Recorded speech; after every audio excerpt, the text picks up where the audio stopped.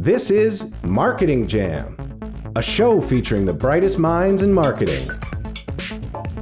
Brought to you by Canada Post. Head to canadapost.ca/insight podcast for ideas to add value to your marketing. I want to welcome everyone to another episode of Marketing Jam. I'm really excited for today because Shaheed is back on the show, but he's here as a guest. He's normally in my seat interviewing other people. You've probably seen and heard some of his episodes on previous episodes of Marketing Jam. So Shaheed, welcome to the show. Thank you for coming as a guest on Marketing Jam. Oh, as you know, it's my pleasure. Any chance I get to hang out with you, it's great. And obviously during these times, physical distancing in place, we're doing it virtually. I know, I feel like I want to reach out and like shake your hand And I feel like I made a podcast boo-boo right there, even though I've done so many podcasts. I don't know when this is going to air. Maybe COVID will be gone and physical distancing will be a thing of the past, but I don't know if that's going to happen. Oh man. So Shaheed, you've been a part of the show a long time. And now you've started your own show. Tell us about the name of the show and what you're doing with that. Yeah, so I've definitely been on your show and continue to watch it when I can. But I've launched my own podcast with a good friend of mine who is the best man at my wedding and one of my frequent collaborators. His name is Zam, and the show is called Unanchored.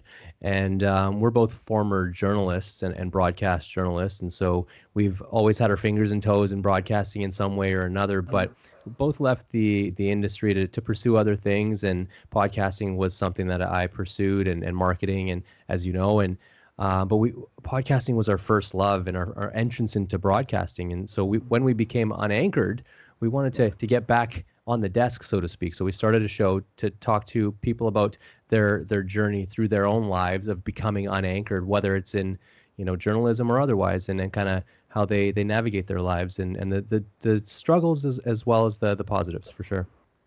That's amazing. So Shaheed, part of your background, and this is you'll see this in episodes where someone once described it as, when I listen to a Shaheed episode of Marketing Jam, it's like someone's very prepared, they're well researched, they're thoughtful, and they're thinking through the questions. It's like a professional reporter. And then Darian's episodes, a little more casual, a little more of a conversation, like you're overhearing something at Denny's at the booth behind you where two people are talking really loud. So tell us about your background before. What were you doing before? Where you were, holding the mic, you were on the streets, you were news anchoring like a real actual news anchor.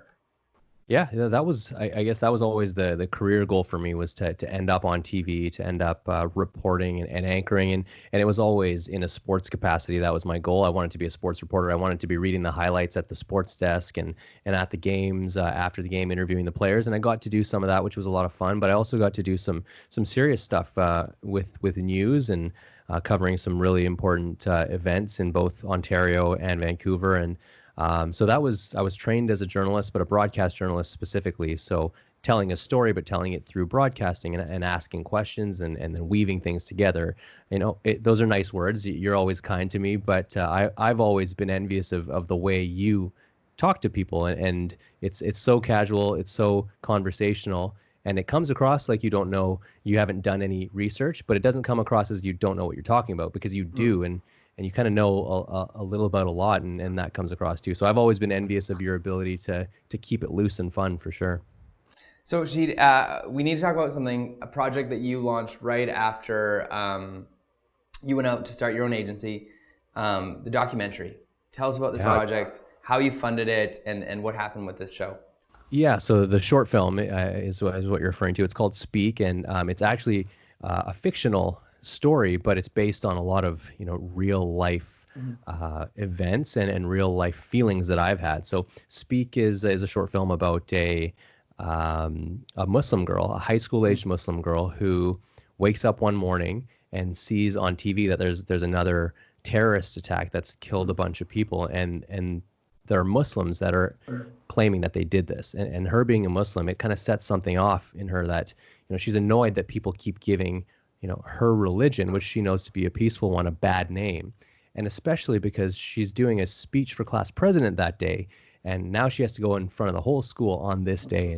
And so she has to confront not only her friends and her teachers throughout the day, but then has to decide whether she's going to speak up during her class speech and talk about what she's feeling and confront this discrimination and racism and all that she's feeling inside in front of her classmates. And so like that's the story. And like you said, we fundraised to get this thing made, and it cost us about like $9,000 or $10,000 to make, and we raised about 70% or 80% of that through crowdfunding. Indiegogo was the platform, and really all the people who donated were people who were interested in seeing this story told. So that was pretty cool. Yeah, and I getting to know you and our friend Amon as well over the years of working here and being part of the partnership walk and getting to know yourselves as people, yourselves as people, but yourselves as just incredible people to work with, and just even learning about your faith has been so inspiring for me. So if someone is interested in watching this film, Speak, where can they go? Where can they watch it? Where can they see it? Yeah, well, it's not released just yet. So Speak short film is where people can go for information, for the trailer, for a couple clips from the film, and then it's actually, we've applied to a bunch of film festivals, and so we're kind of going through the process of either being accepted or rejected to those film festivals before releasing it online publicly. But there's a sign up there, so whenever we do release it publicly, whoever signs up will be the first to know for sure. That's amazing. So we're going to play an episode of your show, your most recent episode. Tell us a bit about it, set it up, what people are about to watch and or hear. So the most recent episode that we did was a very important one, and it was with a gentleman named Donovan Bennett, and he is an anchor at Sportsnet in Toronto, and it's a sports-focused channel. Shows highlights and hockey games, and anybody who follows sports knows what it is. And he's a Canadian man. He's a black man, and when this Black Lives Matter movement really picked up after the death of George Floyd in recent weeks. We're recording this in June of 2020, and he really took it upon himself to speak out about what he was seeing, and he had spoken out about issues like this before, but with his platform and with his passion for the topic, obviously because of his experience with racism growing up and in Canada even, he decided to really to become an advocate about the topic. And so on the show, we talked to him about what it was like growing up in Canada as a young black man, an important conversation that his dad had with him to set his expectations about dealing with authority, police specifically, and then just going through life with some of the inherent struggles. And then what people can do to support the cause now, and finally how sports can play a part. So that was a really interesting conversation we had with him. That's awesome. Well, Shaheed, your podcast is called Unanchored. People can find it iTunes, Spotify, elsewhere. Everywhere, and it's much like Marketing Jam, a video podcast as well, so they can find it on YouTube or on anchoredpodcast.ca. Well, Shaheed, you are an important part of Marketing Jam and always will be. You always have been. So it's so nice to know that you continue to spread the good word and get some positive messages out there and allow people's voices to be heard and seen. So thank you for launching it. And Marketing Jam guests, listeners, followers, you're about to be treated with a very special, episode. We're going to play the whole episode for you as a special exclusive. Well, it's not really even exclusive. You can listen to it anytime on Unanchored, but you'll get to listen to it here. We're really excited about it. Shaheed's amazing, an incredible host. Make sure you go and subscribe to Unanchored and check out other shows that are speaking up about very important topics and giving important people voices that need to be heard right now. So thanks again, Shaheed, for being on here. Yeah, no problem. My pleasure. 320, we're code 4. This body cam video and separately this security video show some of the last few minutes of George Floyd's life. I can't breathe. Please, in the name of Nick. Full strength. Our street. Full strength. Our street. Thousands of demonstrators taking to the streets, blocking intersections as police use tear gas to push back the crowds. Some people were seen throwing objects back at officers, vandalizing a police vehicle, and smashing the front window of a police precinct. If I'm not over here blowing up stuff, if I'm not over here messing up my community, then what are y'all doing? What are y'all doing? Y'all doing nothing, because that's not going to bring my brother back at all. What we're trying to do is stand up for the basic rights of humanity, and that's what we're trying to do, and we're trying to do it in a peaceful way. We do not want to go through this anymore, okay? I want to be able to go in a white neighborhood and feel safe. I want to be able, when a cop is driving behind me, I don't have to clench and be tense, okay? I want to be able just to be free and not have to think about every step I take, because at the end of the day, being black is a crime. At the end of the day, being born black is a crime to them, and I don't understand why, because we're all humans, and that's sickening. Welcome back to Unanchored. Shaheed and Zam here, and you probably know what you were listening to. And Zam, we took a week off of putting out a show and an episode, and we wanted the focus to be on what the focus should be on in the world. And frankly, I didn't know what to say, and I probably still don't know what to say about all that's been going on and the Black Lives Matter movement and everything after George Floyd's killing.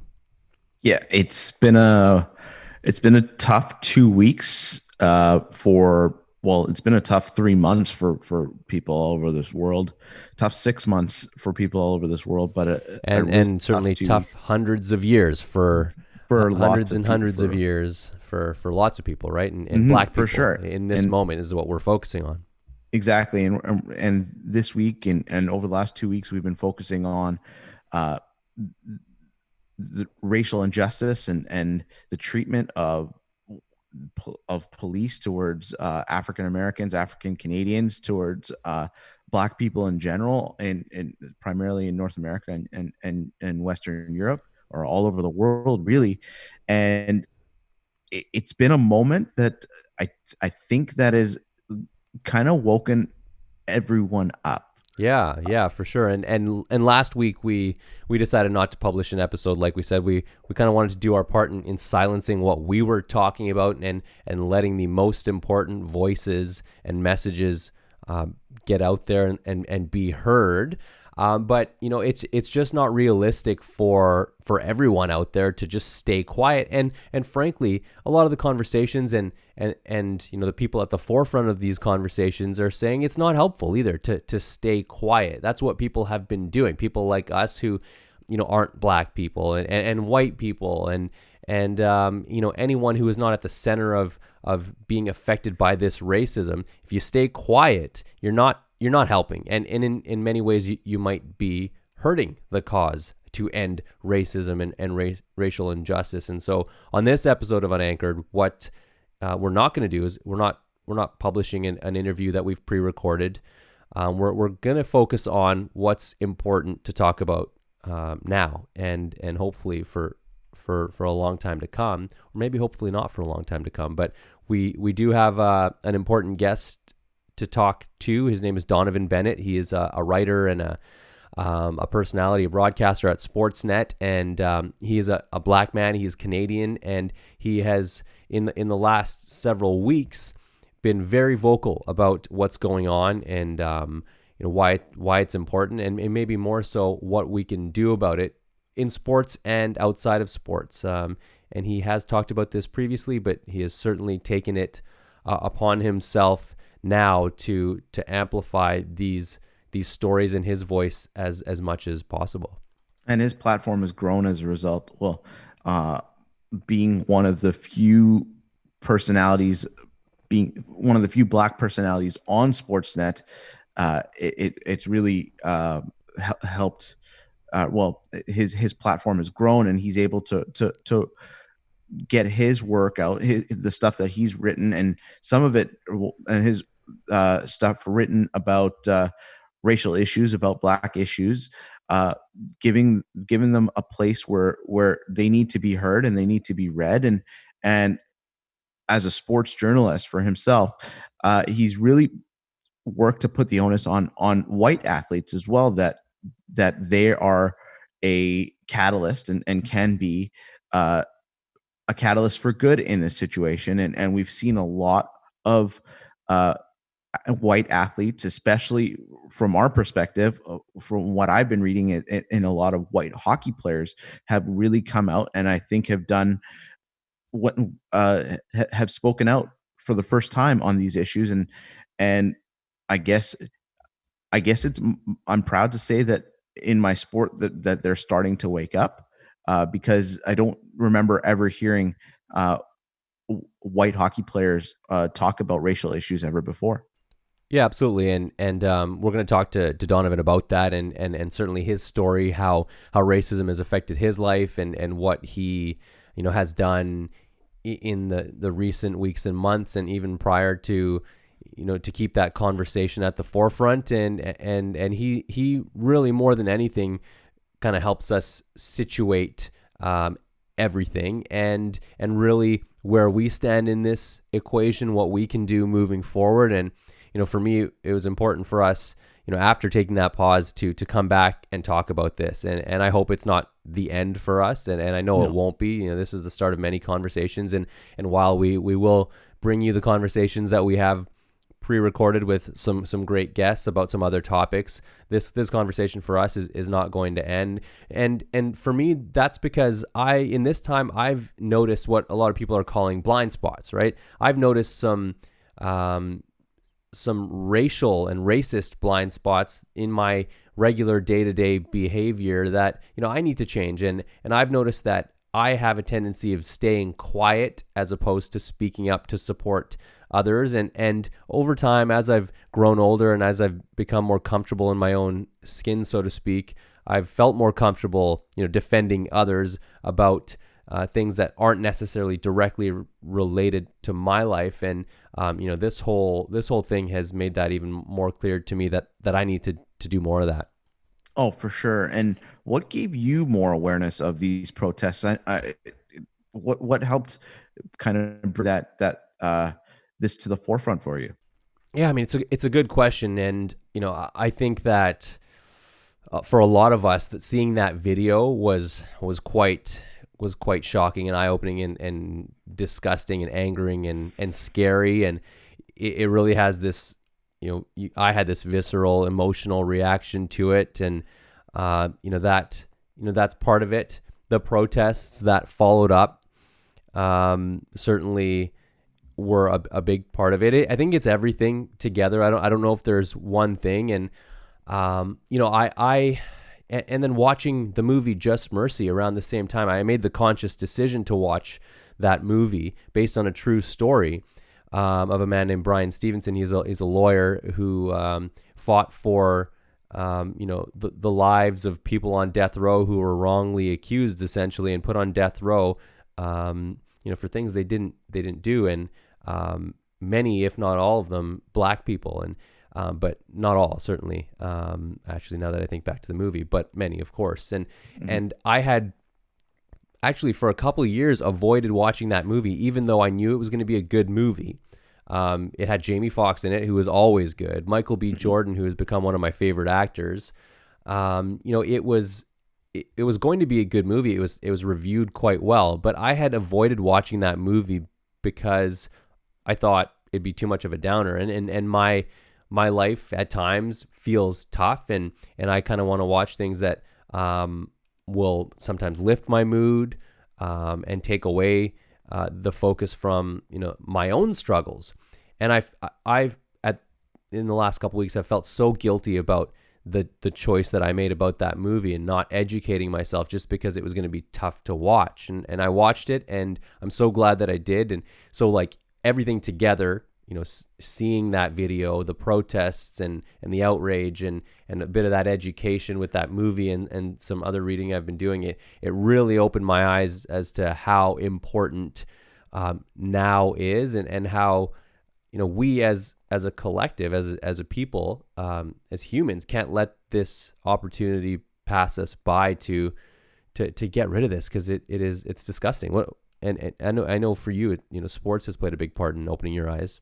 Oh, for sure. And I was definitely aware of what happened to George Floyd and Ahmaud Arbery and Breonna Taylor and Trayvon Martin.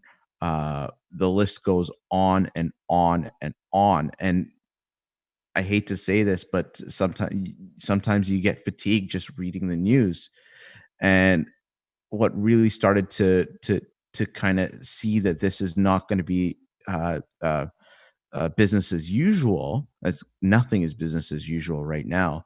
But when I started to see sports stars and specifically white hockey players, specifically Blake Wheeler of the Winnipeg Jets, Bo Horvat of the Vancouver Canucks captains, and Evander Kane of the San Jose Sharks speaking up, then it started to kind of break through to being something else, something more. And yes, it's the fight for justice for George Floyd, but it's also the fight for racial justice for millions across North America and across the world. It's something that is a catalyst of over 400 years of slavery, of indentured servitude of Black people that yeah, we all need to be more aware of, and all things that need to be fought for on a daily basis. And going into a U.S. presidential election this November, I think it is the best opportunity to be a catalyst for change. We've seen how things have happened to go in the wrong direction over the last 3.5 years in the United States, and things in Canada are never perfect as well. And I think bringing this to the forefront and bringing these conversations, these tough conversations that we are now having with our friends and our family, it, it's a good thing. And it's tough when you lose someone, and it's so tough, but it's an opportunity for us to have these conversations and make a real change in our world.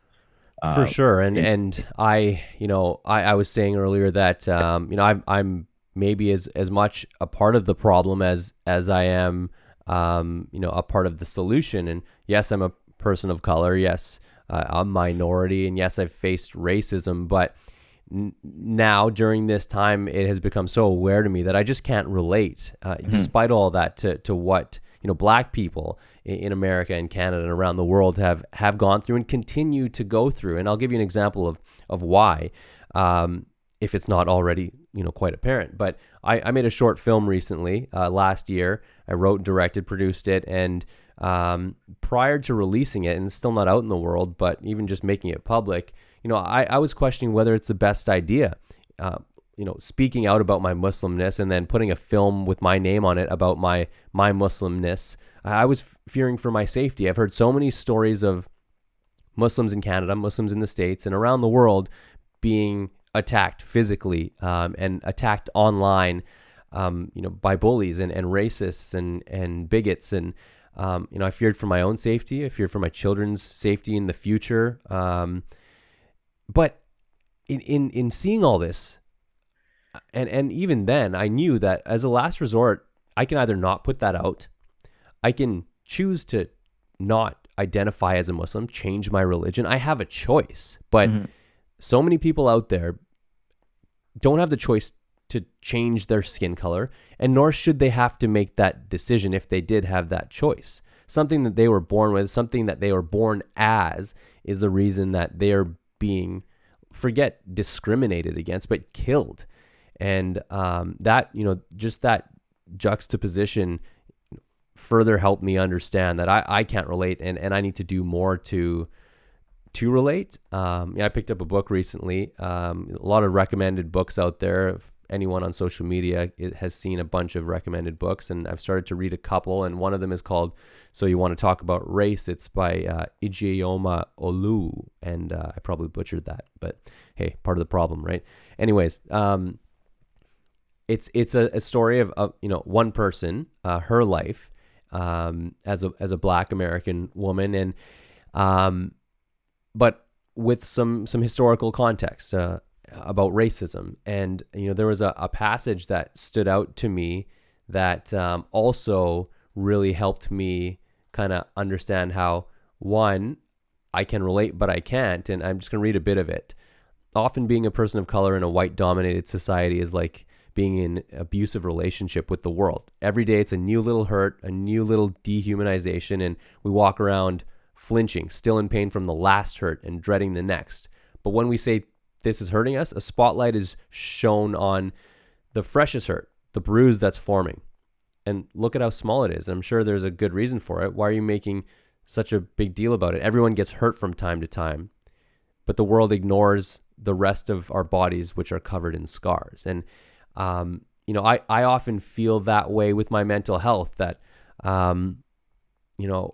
somebody says one thing and it hurts, but it's because of all the other hurt that I've been dealing on, those little cuts, those little punches, those little scars that when they all pile up, it's not just one little thing, it's everything all together. Yet I can't relate because I can take care of my mental health. There are ways out of, mental illness, albeit how difficult they are. There are ways out. And just racism is a whole different ballgame, and it's all really become really clear to me in the last month or so. Oh, for sure. And other media to consume right now. And if you haven't seen it, Hassan Minhaj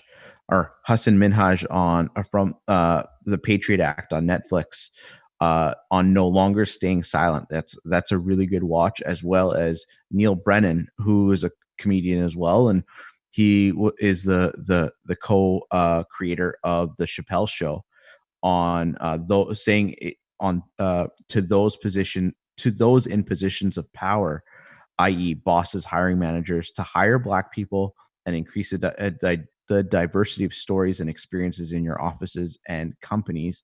Also hire Black people and people of visible minorities to also into management positions, and how important it is to increase and give those people power and give those people good paying jobs so they can then send their kids to good schools, and we can break this cycle, this continually perpetuating cycle of the inability for so many people so many Black people who have lacked in generational wealth for hundreds of years.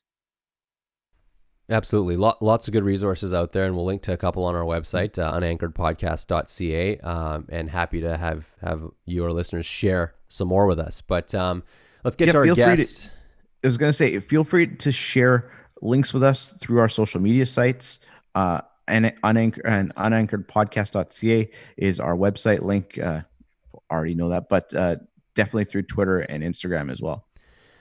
Yeah, that'd be helpful for sure. So let's get to our guest, Donovan, and we found it important to have him on because, like we've been talking about, we can't do a good job at addressing this topic because we're not at the heart of it. But he has some real life experience. He has lived it from as far back as he can remember, as you'll hear in our chat. And so, I think for us it was really important to address this topic today in this episode, and continue to address it. I'm really looking forward to the chat with Donovan. Oh, for sure. He is really articulate and really speaks with passion, and obviously speaks from experience and from the heart. And it was a pleasure to have this chat with him. And under other circumstances, we would have talked sports with him. We did a little bit, but not in the context that we normally talk sports with some of our guests. But it was a really good chat and really important chat for us to have. Okay, so let's get right into it. Donovan Bennett is a journalist, writer, and podcast host for Sportsnet. He co-hosts the podcast Sports on Pause, which explores how COVID-19 has been impacting the sports world. But over the last week or two, or the last few weeks, or a month even, for Donovan, sports have been on pause. At least they've taken a back seat. He has lent his voice, his profile, and his passion, his entire being really, to speaking out against racism towards Black people in the US, Canada, and around the world. The heinous killing of George Floyd, a defenseless and seemingly harmless Black man in police custody in Minnesota, sparked worldwide outrage and brought the topic of systemic racism in the United States to the absolute forefront. It has uncovered once again the ugliest parts of society, and as a result, protests broke out in all 50 states and other countries, all with the hopes of sparking real, long-lasting change towards a time when these types of killings, when a man or woman is not only treated differently, but killed due to the color of their skin, a time when those things don't happen anymore. And if and when we do get to that point, part of the reason will be people like Donovan Bennett, Being a black man who has dealt with racism in one way or another throughout his life, Donovan has been speaking loudly online and everywhere else about his experience, racism in Canada, and the role sports and specifically white athletes can and should play to help fight the fight. So as you can imagine, we are quite honored to have him join us on Unanchored. So Donovan, first of all, thanks for joining us. I know you've been busy talking about what's going on your network and in other publications, and I'm sure with your friends and family, and you had a birthday recently, so happy birthday.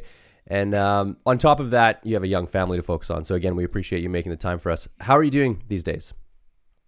Good. I mean, like I feel like whenever you answer that, like we're all grading on a curve in terms of how we're doing, because I don't know how good you can be all of the time when you're living in a literal history lesson, as we are on multiple fronts. We're living in the midst of a global pandemic. We're living with record unemployment in a virtual recession.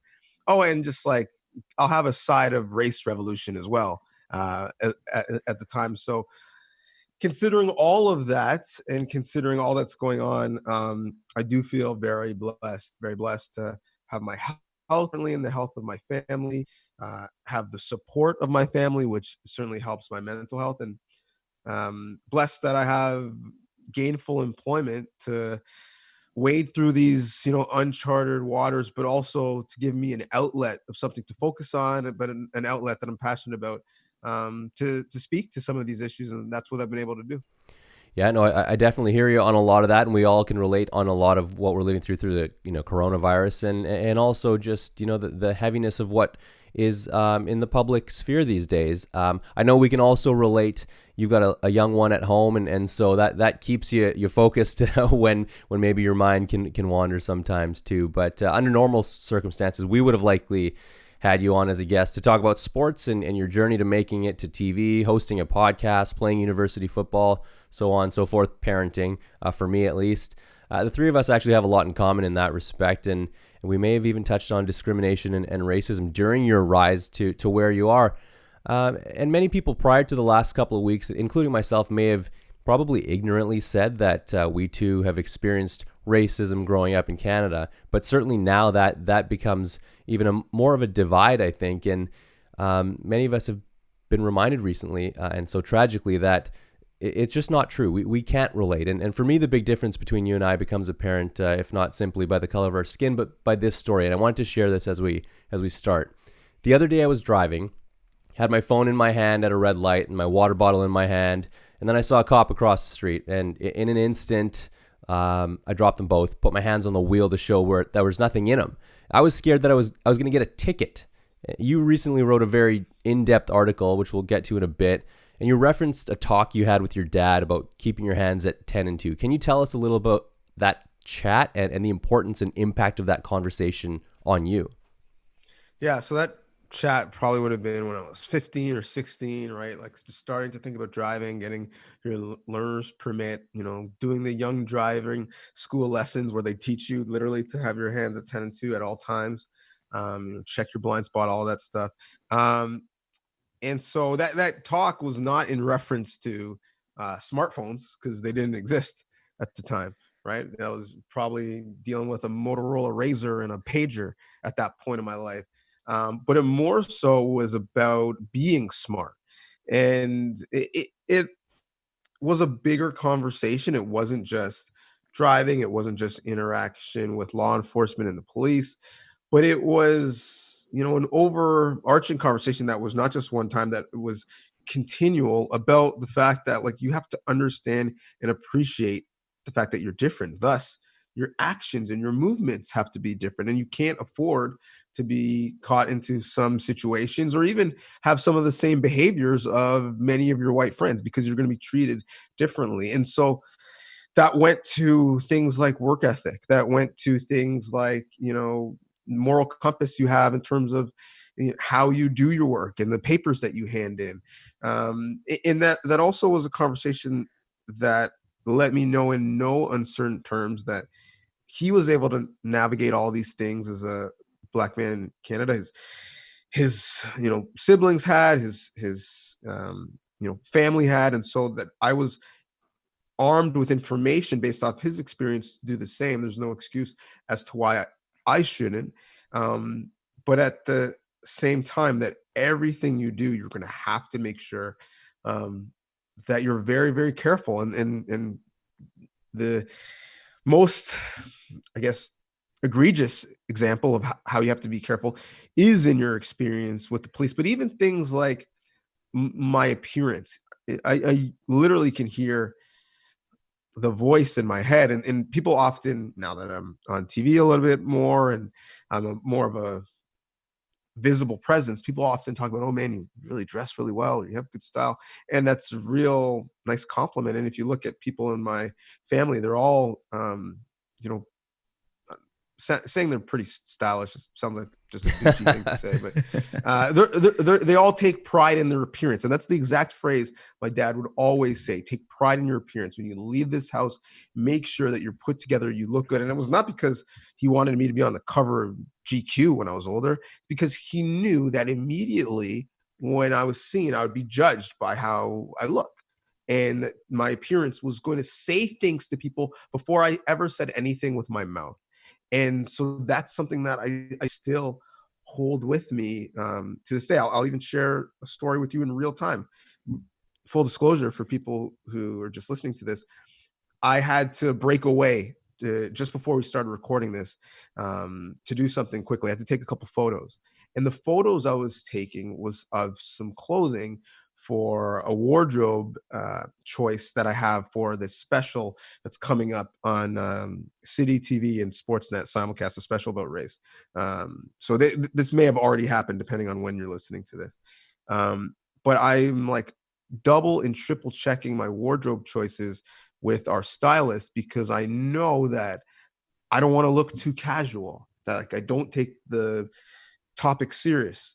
I don't want to look too young, because I am relatively young given the type of people we're going to be having on to have this conversation. So the stylist, who is white, who might want me to seem comfortable and casual and might put me in a polo, I might push back and say, well, I need to be in a button up. And if not a tie, it has to be a serious blazer. These are things that I still think about now. And so certainly when we had that talk, it wasn't just about how you interact with police. It was about how you interact with everybody on every level. I'll leave you one last story, because I don't want to just filibuster the entire podcast after your first question. So I mentioned the wardrobe. We have a wardrobe room at Sportsnet where all the talent, all their clothes is there. It's kind of laundered for them, taken care of, looks are pulled for them and whatnot. So, comfort is king. So when I go to work, I know I've got my on-air clothes there. So I'll go to work wearing a hoodie, sweatshirt, right? I'd live in a hoodie and a sweatpants and running shoes if I could. And let's say I'm doing a show like Tim and Sid or whatever I'm doing. I'll leave my clothes there, my work clothes, go on something super comfortable. And on the way home, I won't change before I shoot or after I shoot stuff. I'll just leave in those on-air clothes, quote unquote, and go straight home and then just bring them back in the morning. So on my route to work via the subway is a major mall in Canada, the Eaton Centre. So I have to do any shopping. Sometimes I'll do it on the way to work. Sometimes I'll do it on the way home, depending on how much time I have. When I go to the mall, if I go before work, so just as a reminder, I'm wearing a sweatshirt probably. I'm wearing some sweatpants and running shoes. Probably have my hood up because the head needs a garage. Why have a hoodie if you're not going to have the hood up?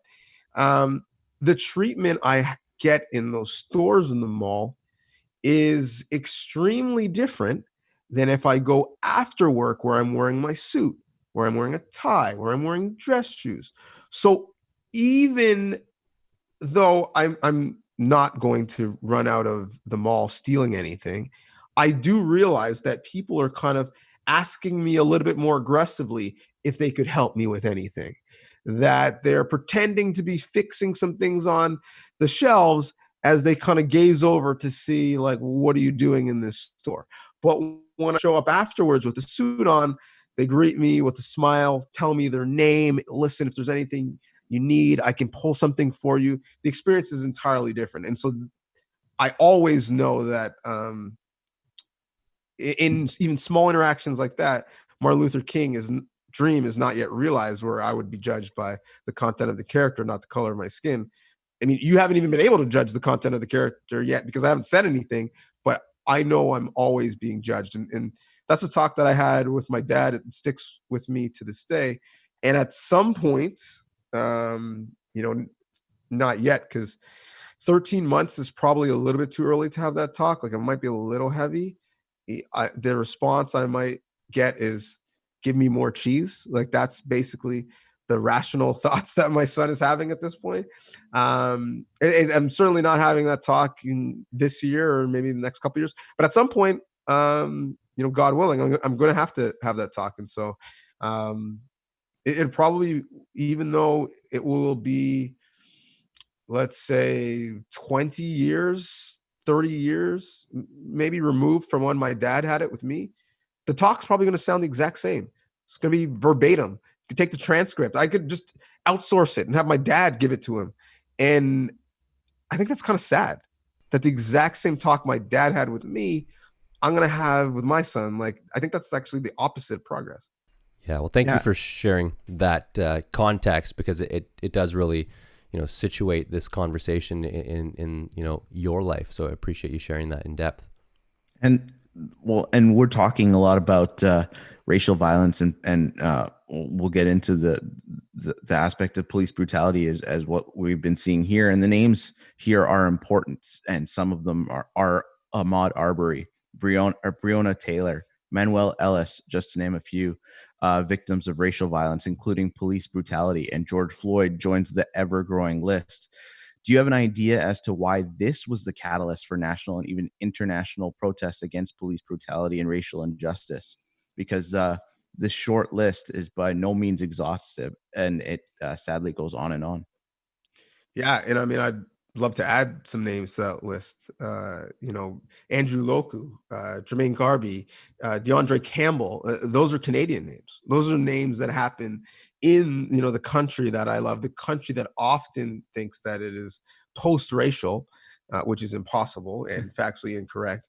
But in terms of why now, to answer your question, because I'm not good at answering questions. I just go on tangents. I don't know. And I've been a bit conflicted about that, because here's my perspective. And I would love to hear what you guys think. Here's some of the theories that I've heard in terms of why now. Oh, well, hey, we're in a pandemic. People are quarantining, shelter in place. We're at home thinking about these things. We're getting on Zoom calls and Google Hangouts and having these conversations. And so maybe without sports, without movies being made, us going to theaters, going to plays, with so many of our normal distractions gone, we actually have time to focus. So that's one theory. And to me, I say, cool. You mentioned Breonna Taylor. So for context, is a Louisville woman who was senselessly murdered in her home when the police had a no-knock warrant for a drug raid, and they basically broke down the door. And her partner thought he was being robbed, and I probably would too. Yeah. And went to get out his firearm, which was legal. Police saw the firearm and started shooting. She died basically while asleep. So why didn't we have an outrage for Breonna Taylor? I mean, that happened during the pandemic. Okay, well, the next thing is, well, there's no video of that. You see the video of George Floyd in his last minutes of his life, the last words that he says, him screaming for his mother, who is already passed. Maybe that's why, because the video is the differentiator in this case. Well, I mean, we had the video for Ahmaud Arbery, who I know didn't technically die during the pandemic, but the video was released during the pandemic about 2.5 weeks ago or so.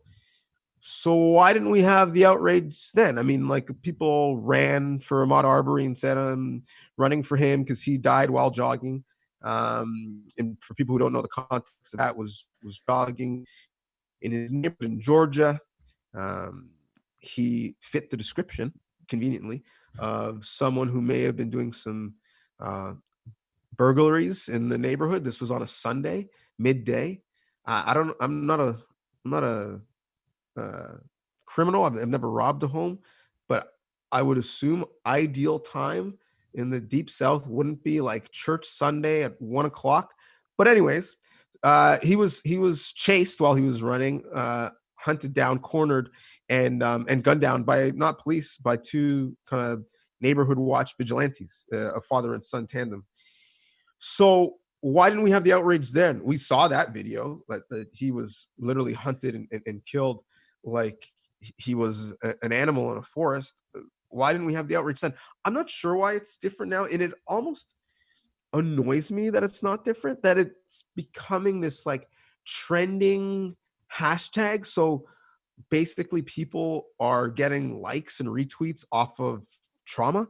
Like that's not necessarily a trend you want to jump on the back of. And it kind of makes me say, well, thanks for the note, Lego, that your pieces aren't racist. Good to know. Where were you a week ago, a month ago, years ago? I'm sure Trayvon Martin played with some Lego. We could have heard from you at that point. So I'm not sure why it's different, but I've tried to as best I can. Obviously not very well because I'm still answering this question. I've tried to focus on, forget about the why. Like the why really is inconsequential, but we're here now and we're talking about it and it's on the news and it's a piece of conversation, not just about police brutality or defunding police. People are having real honest conversations about what their workforces look like, what their boards look like, what their unconscious bias looks like. That's good. Like that's productive. And so although I'm cynical at best as to why some people are talking now, just the fact that they are talking gives me some hope. Yeah, absolutely. And that cynicism is partly what's going to fuel you kind of being one of those people that keeps the conversation at the forefront and always reminds us moving forward from this day that, hey, this is not over. We still need to talk about it. And that's obviously a heavy burden to carry, but I'm sure partly one that you've been carrying for a long time. And that's what I want to get into now. We've referenced this article a few times and our listeners may have already read it, but in case they haven't, you work as a sports broadcaster and so what you wrote was with a sports lens. You're saying it's about time white athletes step up and use their power and influence to help fight this fight. And you've been, as far as I can tell, outspoken about this topic and race and racism before. One example is sharing your story as a part of Hockey Night in Canada's Black History Month in a video. But right now, during this time, it's different. And over the last few weeks and few months and recently climaxing with George Floyd's killing, was it ever a question that you were going to use your voice like you are now? And how did this come about for you? Yeah, good question. It was a question. To be honest, so I wrote about Ahmaud Arbery, and in fact, I kind of wrote the opposite piece about how important, even just as a symbol, that Tom Brady signed the letter written by the Players Coalition that they wanted justice in the Ahmaud Arbery case. And for those who don't know, even you know who Tom Brady is. He's a quarterback and he's white. But the Players Coalition is a group of NFL players that worked with the league and owners on specific causes that they feel need some light and some resources. It's in the wake of Colin Kaepernick kneeling. The NFL wanted to meet the players halfway. And so this was something put together for tangible action. Almost all the signatures on what they do virtually are Black. And Tom Brady, for the first time, put his name on something. And I thought that was an important step. And so I had written about that not too long ago. And then this, murder comes up. And it wasn't a direct sports tie other than the fact that he was great friends with Steven Jackson. And that's something that was widely reported already. And again, I told you I was in this cynical space. And I also, because I was so cynical in terms of other people's motivations, I didn't want to, profit off this death. I didn't want to write about it just because it was trending and it was going to get link clicks. I wanted to be intentional in all the work that I do. And I also knew that, sometimes you just need to take a step back and let other people do the report to not cloud the message. So I wasn't going to write on it. And there is burden is the word that you used, and I'll use it again, um, for people of color in newsrooms, for Black journalists, and here's why.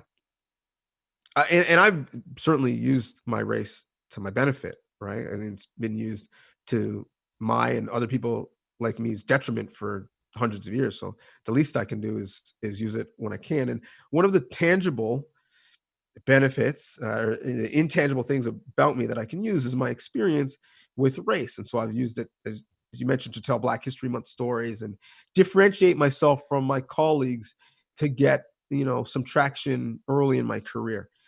But at some point, you kind of become pigeonholed and you become, the Black writer or the Black broadcaster, and your beat no longer is basketball or football, it's Black.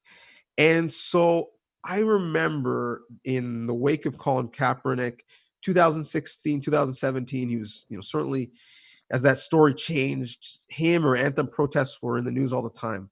And I was continuing to write these stories because I thought they were important. I had opinions on them, but it just became tiring. I was the only one really writing about them. I was the only one pitching them. And I knew I would write them. And I knew that as soon as they went live, I was going to be flooded with some racially insensitive, if not just outright racist messages on Twitter.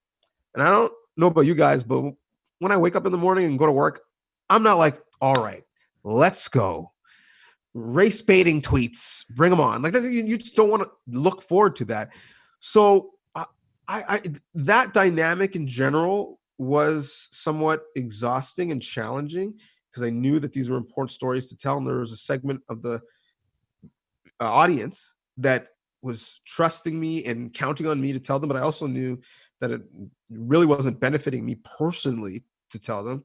And this George Floyd situation came about, and I was gonna sit it out, to be quite honest. I was quite happy to just consume and not contribute.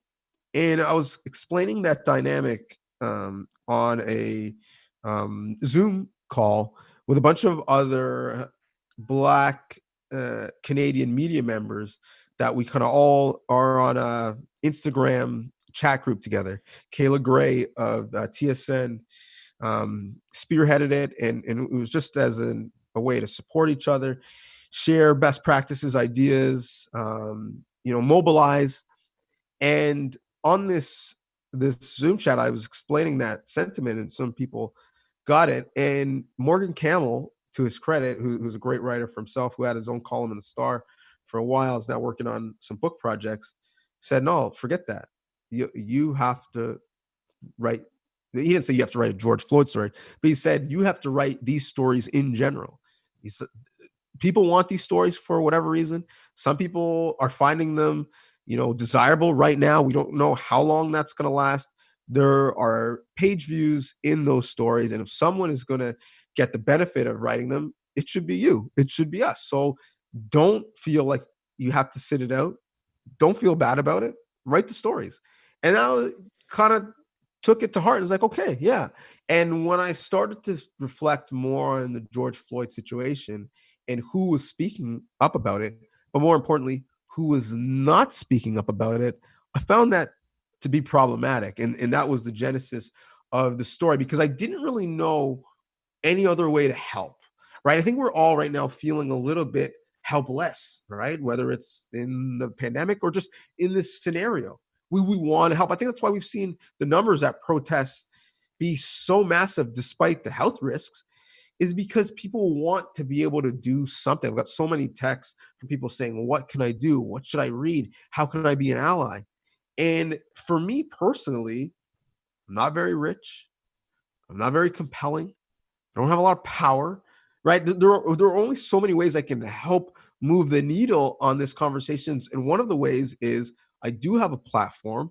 I do have an employer that has not muzzled me. And so I figured that's the way I can help, is I can shine some light on the conversation, but also really the whole goal was for that to be a starter, for that to be an appetizer and a amuse bouche, for that to start conversation.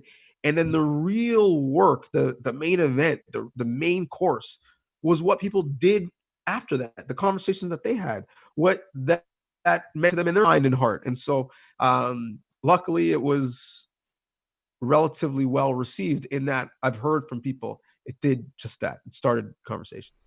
For sure. And you mentioned your employer there, and I'm curious what the conversations with your employer have been like during this time.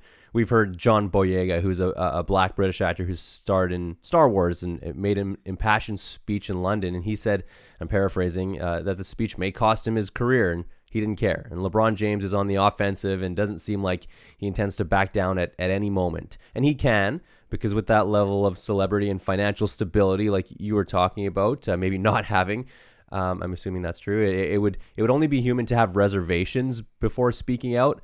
Did you have those reservations? You've kind of touched on that. So then how has your employer enabled you, or did they need to? Is it simply just kind of not muzzling you that's all that needs to happen, or because they do need to play a part in this conversation now and then keeping it at the forefront and not letting it fade away? Yeah, I mean, they certainly haven't muzzled me. It's not like I've been outright assigned to talk about this issue or issues like it specifically. Most of it has been pitch driven, coming from me. And so, I mean, to be honest, uh, and people can judge for themselves if this is the ultimate sign of support or the ultimate sign of non-support. I don't feel any type of way about it, but they really haven't treated it any different than any other story I pitch or idea I have or thing I cover. So the conversations and the email exchanges about pieces in terms of race have been almost the exact same as they have about pieces in terms of the Raptors. Like, there just hasn't been that much of a difference. Maybe I'm just naive and there's some things at play that I haven't noticed, but yeah, I haven't felt certainly pressure to produce these stories or any sort of backlash when I do produce them. Now, the three of us are sports guys, and I think the thing that started to get through to me was when I started to see pro athletes speak up, and this is when I realized that this wasn't going to be the same old story. Blake Wheeler, Evander Kane, as we've mentioned from your story from sportsnet.ca.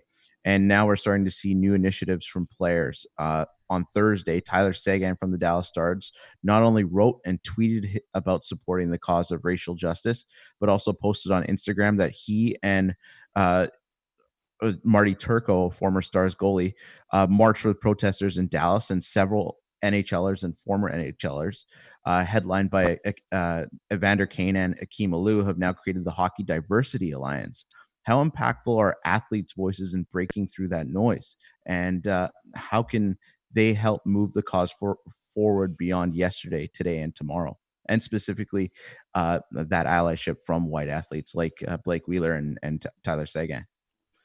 Yeah, well, I think what changed is that white athletes realized, and just I think white people in general realize, that inaction is an action, right? You could passively be the problem. And I think people often feel somewhat defensive that, well, I'm not racist. I had 3 black people over at my house last week. Sure. But what are you doing every day to help those 3 black people? What are you doing to even understand their lives, be in their shoes? And so I think that's what some of the athletes who have come out have said and have felt genuinely. I do feel like some of the athletes who have come out are just trying to win the PR Olympics and put out a statement and basically holding up their hand and be like, I think equality is good, just so it's on the record. And it's like, well, thanks, Tips. Like, that should be the default. But I do think that they do understand. And you mentioned that alliance of players for equality and diversity. It's great, and all those guys are leaders in their own right. And I retweeted the tweet just with the words "game changers" because I truly feel that's what they have been and are going to continue to be. But I'd love for the next evolution of that alliance to have some white names on it. Like Sidney Crosby and Connor McDavid should care about the inclusion and diversity of their sport as much as Joel Ward and Wayne Simmons and Akeem Alou. And so that's, I think, the next piece is not just vocally saying that you care. Well, show me that you care, right? Really, really do some of the hard work to make your sport more inclusive. Because here's the thing that I don't think people realize. And a lot of these conversations are rooted in morality, and that's really good and that's important. But for the NHL specifically, or any Fortune 500 company, let's just take morality off the table. Root the decision in money. We know that Fortune 500 companies perform better when they have a diverse workforce. And that's not diversity in terms of skin color, it's diversity of experience, diversity of opinion. And so, at the very same token, the NHL, if it is more inclusive, the sport of hockey, if it is more inclusive, they benefit from that. And so, when we're looking at demographics in both the United States and Canada, that are rapidly changing. When you're looking at the tanning, literally, of the country, where the white majority, very soon, if not already, will be in the minority, it behooves you to open up your sport to people who traditionally haven't felt it spoke to them, because they're going to be your future customers. They are going to be your future advertisers. And if you're smart, they're going to be your future players. They're going to be part of that employment force. And so I would love if people just did all of these things because it was the right thing to do. But we know in life that that's not always the case. People need other things to motivate them. Well, okay, fine. Just being a capitalist, it would make sense for you to open up the tent to more people. And for that to happen, it can't just be the black players opening up the tent. We have to open up much wider, and that means everyone needs to be on board. Well, I know one of my friends who's written for the New York Times, Salim Valji. He has approached the Pittsburgh Penguins and the Edmonton Oilers about getting Sidney Crosby and Connor McDavid to talk about racial issues before this all came out with George Floyd, and both teams have refused based off of, why do we need to talk about this? But hopefully, as a result of this, we're going to start to hear more from players like Crosby and McDavid. And we're all Canadians here, and we hear from time to time from friends, colleagues, and others that racism doesn't exist in Canada. And for the longest time, if you'd asked me, I might have agreed, growing up mostly in predominantly white neighborhoods and mostly having friends that were either white or South Asian like myself. I don't think I had noticeably felt racism in my life until I moved to Montreal just a few years ago, after living in BC and Toronto my whole life. But discrimination against me has only affected my ability to find work, never fearing for my life. So there's no way we can really understand. But with that in mind, what can other people of color do as allies? What helps? What doesn't help? What can white people do? We're hearing from athletes now, and I'm starting to have conversations with my friends for the first time about race, and it in a way it's refreshing that we can have these conversations, but it's something that over 34 years that I've never had before. So what helps and what doesn't help? Yeah, so good question. I think just asking the question, right, that shows that you're, in the right position, your heart's in the right place. You're primed and ready, is in the sports term, in an athletic position. You're ready to kind of do what's needed, and that's the first step, is wanting to know. I'm not a researcher, so I haven't studied it, so I don't have the most academic answer. I can just tell you my experience in that I try as best I can to be an ally to females, to be an advocate for women. I suppose I try to be a male feminist. And so, well, how can I do that? I don't have the lived experience of what it's like to be a woman and walk in their shoes. If I had to walk in heels, it would not be a pretty sight. I have no idea what it's like to be catcalled, to have to think about, how you're being viewed, if people are over sexualizing you. No relation to any of that. That is a privilege that I have, that I don't think about it. And when I go to the gym, I don't think about what I'm wearing and how I'm appearing. That's certainly a privilege. And so, even though I don't understand it and I have privilege, I also can be an ally. I also can say, okay, well, there's females in my workforce. How can I help them? How can I support them? I know they're not getting a fair opportunity at all times in our society. How can I illuminate their work? Let them know what they're doing is good. Shine a light on them. Give them some opportunities that they may not have, or tell them about some things that they could do that they may not even consider. At the same time, I understand that I have blind spots. There are going to be things that I'm not aware of how they might be perceived, how I even say things. So consciously thinking about them, thinking about the interactions, making sure that I'm cognizant of it, it's on the forefront of my mind to make sure I'm in the right place, and then constantly checking in on myself, right? Talking to my wife, talking to females that I trust to make sure I'm looking at a situation with the right lens or viewpoint. And then with my work, how can I tell female stories? How can I tell stories about women so that they're getting closer to equal coverage, because the coverage is not close to 50-50? Those are all things that I can do, even though I'm not a female, even though I'll never know what it's like to be a female. And so there's some modality in that. And if I lily pad from trying to be an advocate for females, I can do all of the very same things for the LGBTQ plus community. And that's something that I've tried to do. I think we should remember that, June is also Pride Month. So we can concentrate on more than one important issue at a time. I'd hate for all of the initiatives that come with Pride to be drowned out as we're having this real important conversation. And often marginalized groups, although they have different realities, there are some unique through lines in some of the things that they struggle with. And so there's some shared empathy and support there. And so I've tried to do that. If I'm being honest, I probably haven't done enough to be an ally of people with disabilities, mental health disabilities, physical disabilities, cognitive disabilities. And so I could do more in that space. And that could be something that's, an Achilles heel for me right now. But as I work on it over years, it can become a strength. So if we just take that concept and apply it to racism, that's no different. And even me, I have blind spots when it comes to race and religion. How can I support my Muslim brothers and sisters in a better way? Can I have more shared understanding? There's lots of, hate crimes that are going on towards people of Asian descent, and they're being wrongly at times blamed for the coronavirus. Can I be more supportive in that sense? I'm not without fault when it comes to race either. And so I think that's how I've tried to be an ally. And I don't even really like the word ally. I prefer the word partner. Mm-hmm.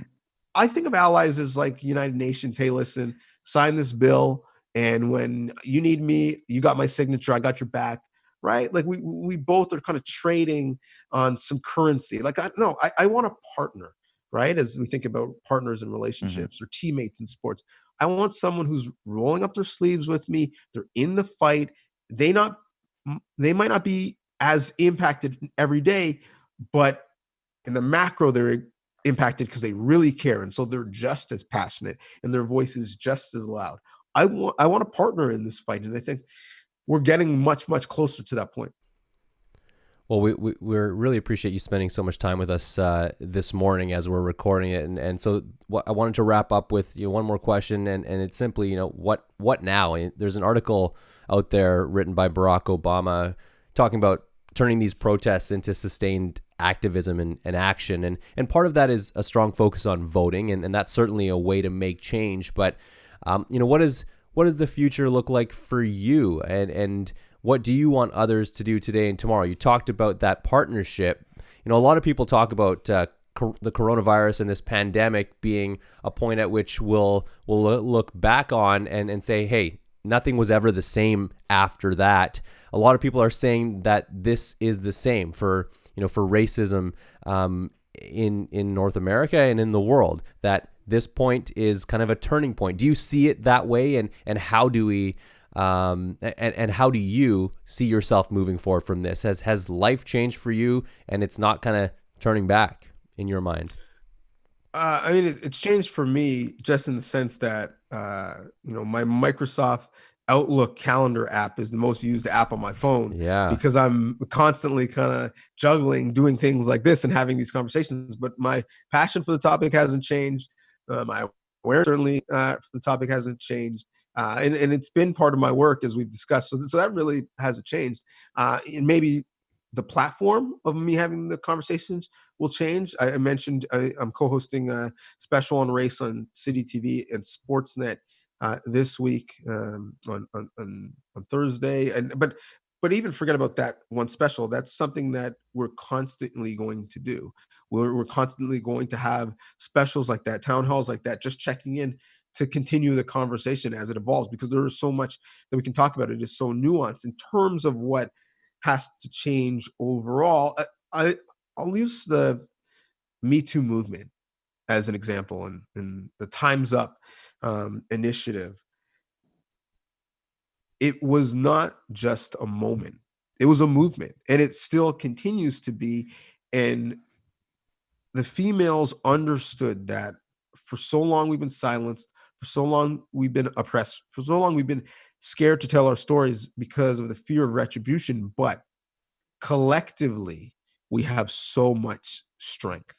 And they collectively stood up and support each other and spoke out and said, we don't care how many records you've sold or movies you've made, we're coming for you, and we've got receipts. Like, you're gonna have to answer for a bunch. And there was some great reporting done, and eventually some male partners or allies joined in the fray, and it was literally breathtaking to see it unfold in real time. So we have a similar opportunity to have the same type of movement with the conversation about race, and we should just continue to push that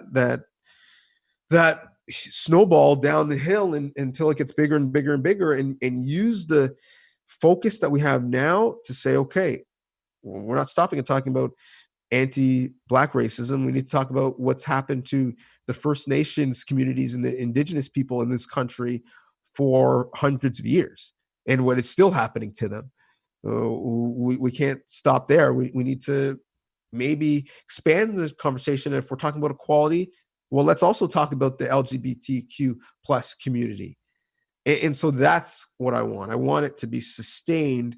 And I think, again, that only happens when we figure out that we have some collective strength. And if we are pragmatic, we could get some progress.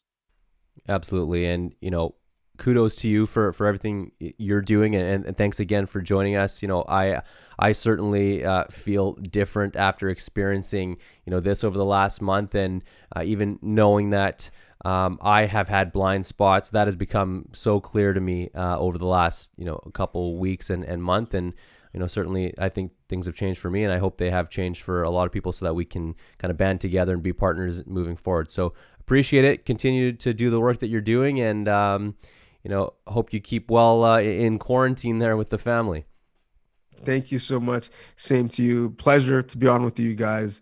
Thanks for having me. Thanks a lot, man. Thanks again to Donovan Bennett for joining Zam and I on Unanchored. A really interesting conversation. And like you said, Zam, a really passionate individual, someone who, it stood out to me is very educated on what he's talking about, but certainly passionate about it too. And I sure hope that people continue to listen to him, and that his profile and his platform is sustained for the long term, because he's someone who can really inspire some change for sure. Oh, for sure. And he speaks with that obvious passion about the topic, and he speaks. I've seen him on Sportsnet and speak with obvious passion about sports, and someone that I'm going to be paying a lot more attention to now. And we talked about how these protests have been become a catalyst for change, and one major change that we're already seeing is Sadiq Khan, the mayor of London. The first Muslim mayor in London. He has ordered a review of all London statues for their links to slavery, and that is an important first step to look back on the history of England, where a lot of this stuff started, and see how it's connected to the perpetuation of racism and the perpetuation of violence against Black people. Absolutely. And hopefully there's more like that to come. And we have to play our part to continue to talk about these and amplify these stories. And we could talk probably ad nauseum today about it. But if you're watching on video, we have a guest here. This is Zane, and he has busted into the room. So that's my cue to go, Sam. Yeah, exactly. Well, we're doing this for him in the future. So people of his generation are better equipped to have these conversations and be part of the generation that are treating everyone better than we have been treating to this point. Zane, do you want to say hi? Yes. Say hi. Oh, now he's shaking his head. All right, Zam. Well, this was a good one. Thanks everybody for listening. And as you mentioned, you can follow us on Instagram and Unanchored Podcast, Twitter Unanchored Pod, and our website unanchoredpodcast.ca. And until next time, thanks for listening. We'll talk to you later. Thanks a lot, and we'll see you soon. Bye, Zane.